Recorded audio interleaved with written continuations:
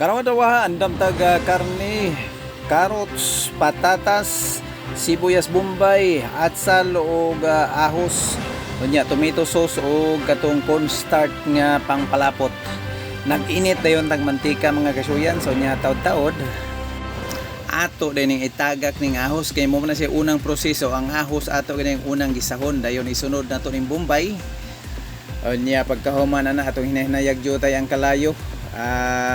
Ato ni siyang mikos-mikoson.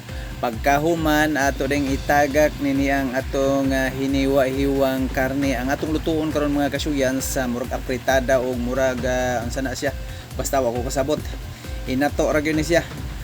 Pagpadayon sa to nga pag-ukay-ukay mga kasuyans na murag medyo naluto na gyud na siya, ato siyang ukayon kadali para di siya modukot. Butangan na to sabaw, ato day siyang sabuan og tubig mga kasuyans kay naman ni sabaw-sabaw mura man siya apritada.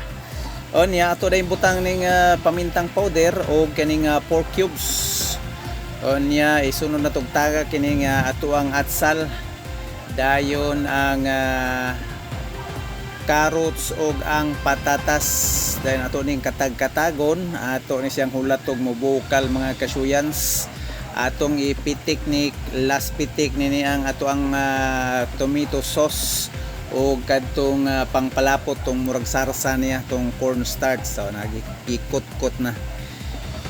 Niya ato ni siyang paabuton og mobukal mga kasuyans, kanini bukal na og kani padung na gini siya luto na. Dayon gihaon kay mangaon na, wa may laing dulngan, basta humagluto kaon gini siyang isda.